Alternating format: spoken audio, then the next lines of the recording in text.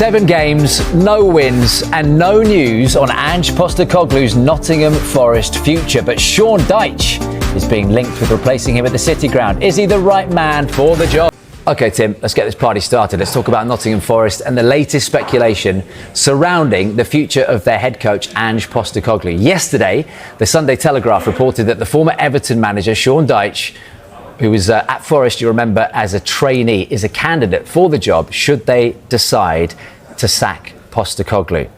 Tim, where do you stand on this? I know when you spoke to Hayley earlier on breakfast, stick with Ange Postecoglou for now is what you're saying, right? Excuse me. Yes, for sure. I think it's ridiculous to suggest sacking a manager. He's had 12 training days at the club. You know, he would change the philosophy, the way he wants to play.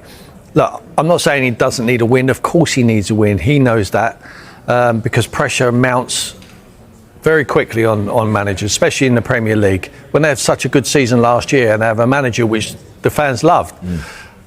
The manager decided, you know, pretty much when he come outspoken against the chairman, that I pretty much signed his release clause from the football club. It was inevitable that Marinakis would terminate his contract. That's what's happened. He's gone and got another job, a very good club in West Ham.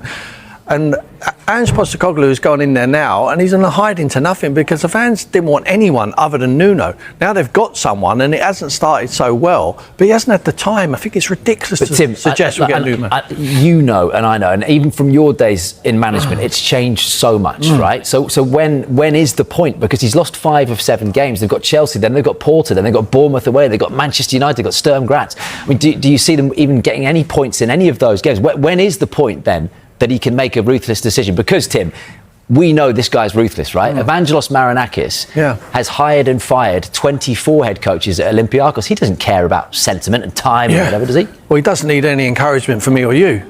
I mean, Mr. Marinakis knows what he wants, and what he wanted was Ange Postecoglou. He didn't want Nuno anymore. So is he going to stick to his guns? Does he think that is a reasonable amount of time between the beginning of his contract to where we are now, which I don't.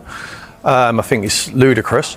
And if he does, then I'm sure he will pull the trigger and bring in Sean Dyche if it's to be Sean Dyche. I mean, what a good replacement Sean Dyche is. I mean, look, I'm not saying he's better or the same or any worse than Ange Postecoglou. And I think it would be a struggle whoever takes over in that short space of time. Nottingham Forest overachieved last season, and their right to dream, the fans had a right to dream. They were up there for a very long stage. At the back end of the season, the wheels were half coming off. Everyone expected it to. Sells was probably the best goalkeeper in the league. Wood goal-scoring record was incredible, was taking them to all sorts of wins. And they had a good philosophy of how they wanted the game played. The Forest fans were delighted with it. It was absolutely magnificent there at the City Ground. But I felt like it was an overachievement of the season. So whoever had gone in to follow Nuno was going to have a struggle initially, and that's exactly what's happened. Before we do speak to a couple of Nottingham Forest fans, which is going to be fascinating this morning on Sky Sports Fan Club, Tim, just tell me, Dyche, if it is to be Dyche, right, how drastic would that change be to go from Nuno to Ange to Dyche? Not too drastic. I think it's a safe pair of hands. I mean, we're talking about stylistically is similar to Nuno. The way Dyche wants to play, and obviously you've got Steve Stone going back there as well. You know, he's one of his assistants. Ian Wone, both Nottingham Forest legends of the club. Understand that Sean lives quite nearby to Nottingham. So it would fit quite well. Not that matters for any manager. They would, you know, go to the end of the world to get a job what they want. But I just feel like it will be ridiculous to sack Ange at the moment. But this is football. These things happen. We know that. You mentioned it. I wouldn't be surprised. Would I be surprised if I woke up tomorrow and Ange Postecoglou was removed from his job? Of course I wouldn't. This is football.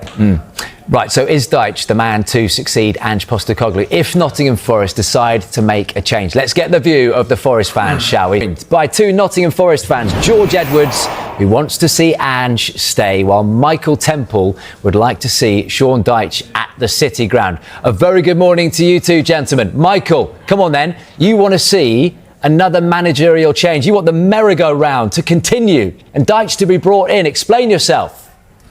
I take no pleasure in seeing a Forest manager sacked, but Ange just hasn't been able to build rapport with the fans through wins, and that's where Steve Cooper and Nuno got onto such a positive, momentous period in charge of our club by winning games. Ange hasn't been able to do that, and it feels now that his race is run. George, your team, Tim Sherwood, stick with Ange. Why? I don't think Sean Dyche is the answer now. I think if Forest are in 17th place come January, past the January transfer window, and looking like we could be in a relegation battle, then absolutely, Sean Dyche has been at Forest before, he's a Nottingham lad, he plays football the players know, and I think he'll have the ability to get Forest out of the situation that they would be in. But now, I really don't think that's the answer. 2 months ago, we beat Brentford 3-1, and it looked like we were going to have one of the most exciting seasons ever. 2 months later, you're appointing Sean Dyche. You would have not have thought that. And that's going to send the players a message that we're in a relegation battle. Because for me, Sean Dyche feels like the new Big Sam in this modern era. So I think that just sends the wrong message out. I don't like Ange, and I didn't want him to be here. But I think at the minute, we have to stick with Ange if Dyche is the only other option. Is that fair, Tim? The new Big Sam? I mean, look, Sean Dyche has asked for, hasn't he? Even when he's been at Burnley and when he's been at Everton, he's like, give me a better squad of players and I'll show you what I could do. This could be his chance, Tim. Same as David Moyes done at Everton. Everyone criticised David Moyes' style of play. I think if you give him the tools to work with, I think he'll make it very exciting to watch. I've covered them many times this season, and I've enjoyed watching Everton play. It's because they've got some mavericks at the top end of the field. I think if you give these individuals like Dyche the players to work with, I think you'll be pleasantly surprised at what you're watching. But I see George there just said you didn't want Ange. Why didn't you want Ange? I mean, did you want Ange now after you've seen the thing, or before? I mean, why? And if not, why? It's easy to say now because it's not worked, but I just thought, I mean, in my whole life, Forest have been a counter-attacking side. Cooper, Nuno, even before when we had Karanka and Namucci in the Championship, we've always played counter-attacking football. And Nuno, even this summer, acknowledged that that's the way we play, but we want to try and play more with the ball. Yes, we had the West Ham result at the end, but the 2 games before that, point away at Palace, under Nuno, very good point, you look at that now, and that first day of the season against Brentford, where we dominated the ball, dominated Brentford. And look, Nuno did have to go because of what he said, but I thought the club changing direction so drastically when things on the field weren't going so badly, I just thought was quite baffling for me. Michael, is there any way? So, Tim, I was going to say, do you think, Michael, there's any way that this turns? Because Tim, you know, quite rightly, with his manager hat on and having been in many, many dressing rooms, far more than any of us could ever have dreamt of, he thinks that there is a point where it will start to work. He hasn't had enough hours. My response is, and you know, that's just playing devil's advocate, but it's the way that we see modern day football. You don't get that time. No one gets the time. Your seven games might sound ridiculous, but it's 5 defeats. It could be 10 defeats in 12 games, Michael. So do you think there is a point where this could turn Ange's way? And will he? Is there a sort of a millimetre of hope that he might get that? No, I don't think so, based on what I've seen with my eyes. You look at the away game in Seville, there were 25 minutes there where we looked like world beaters, but we didn't win the game. We lost in the cup to Swansea. We've been turned over by Sunderland, and the Danish team, Midtjylland, came to us last week and made us look a bit daft on our own patch. So I think the odds are stacked against Ange now. Look, don't get me wrong, I'm not a negative fan. I wanted this to be turned around through results, but they haven't happened. It's a fickle business for managers. You're soon forgotten, and he just feels destined to me to be in that pack with Alex McLeish and Steve McLaren that came and tried to impose a philosophy, but ultimately couldn't deliver results, and we moved on. And the fans have never turned this quickly for me. Watching Forest, and I've only been a season ticket holder 10 years, and but Forest fans have never turned on a manager this quickly, this early on. So I really don't think Ange will succeed, but I just think Forest have got themselves in a really sticky situation. They want Marco Silva. I think that's the dream, but whether they can afford to get him out of Fulham now after they've obviously paid off Nuno, they'll have to pay off Ange and pay for Marco Silva. I think that's the long-term target. Why, George? Why have they turned then so quickly on Ange? Well, we've not had results. The fan base aren't behind it. George, you've had many managers who've not had results, right? Is it a case of, I mean, now I remember going down there in League One with Billy Davis. You know, you've had plenty of managers who were losing every week. Because they love Nuno. But Ange's had the worst start as a Forest manager in over 100 years. So it's not gone this badly in our lifetimes this soon. Tim. That stumped you, didn't it? Well, it has. I think George's opinion's changed in the last 90 seconds, hasn't it? Say that again. No, I don't like Ange. I've never liked Ange, but I don't think Dyche is the answer. So I think Forest have got themselves in a really sticky situation where they don't like who's in the post. I don't think we really should have Sean Dyche as the answer. And the guy they want in Marco Silva, they can't get because they can't afford to get him at the minute. Why not George, Dyche?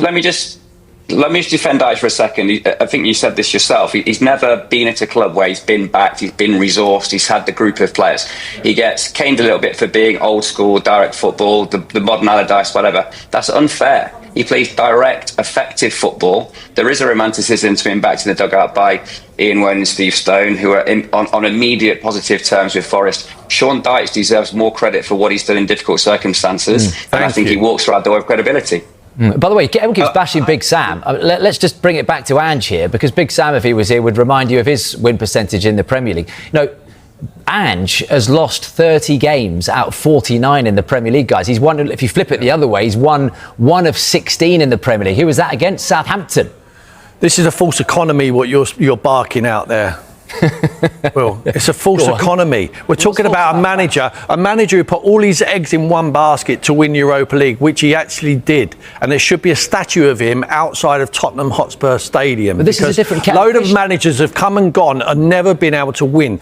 The manager decided that he wouldn't be able to compete on all fronts. So he put all his eggs in the Europa League basket, and he almost discarded the Premier League, whether it was right or whether it was wrong. I think it was right, because at the end of the day, there was an open top bus parade around Tottenham, and all them fans had a day out to remember. So he's a cup manager, Tim.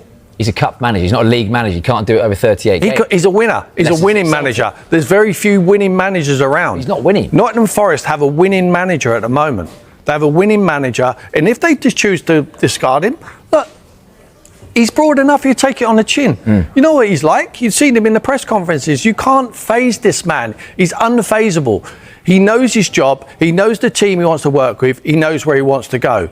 Look, he'll listen to all the disgruntled fans along the way, and he'll take it on board. And it's not nice to hear, but he's focused, he's blinkered, he knows one direction to go, and that is to make this a success at the club. He needs a result as quickly as possible to get the fans on side. With the fans on side, it helps him. It makes the job a lot easier. But they're never going to be on side, are they? I mean, you boys tell. I mean, I can't think of a scenario where, you know, the fans with their own manager have saying you're getting sacked in the morning, and then that manager's turned it around and won the fans back. George. Yeah, it would take something drastic. And as you mentioned at the top of the show, you look at the run of games that we've got coming, Chelsea, Bournemouth, a couple of Europa League games against Porto. You're looking at where is the results coming from? And it almost does feel like Ange is one battering away from losing his job as well. I don't think it's a sustainable environment at the club at the minute. But yeah, look at them 6 games. I mean, we've struggled always at Bournemouth away. Porto have started the season so well, I think, in their league and in the Europa League. I can't see us beating Chelsea. Michael, how many games are you winning out of that? Because George is already going down the list. He's got 0 down towards, well, Bournemouth. I mean, Manchester United at home. I know Ange beat United 4 times last season, but then Sturm Graz away and Leeds. Chelsea will be short price favourites. I think we can enact a positive result against Porto, Manchester United at home. Bournemouth away feels like a struggle at this moment in time. Look, yeah, you have to have the fans on side. We've rode this tidal wave of progression through the back end of Cooper, the start of Nuno, and it's faltered. And this isn't all of Ange's fault. He's inherited a team that were losing, that did have a few problems. But the talent and the depth within this squad is such that it shouldn't be where it finds itself now. It needs to be galvanised. It needs a new flag to march under. And it just feels like a matter of when, not if now. This is a story that's been floated by John Percy in the Telegraph. He's got the ear of the club. He'll have had a positive briefing. I think we know what's coming, and I'd be surprised if it didn't happen now before Chelsea. Is there any anger towards him? Tim, be careful. Before Chelsea?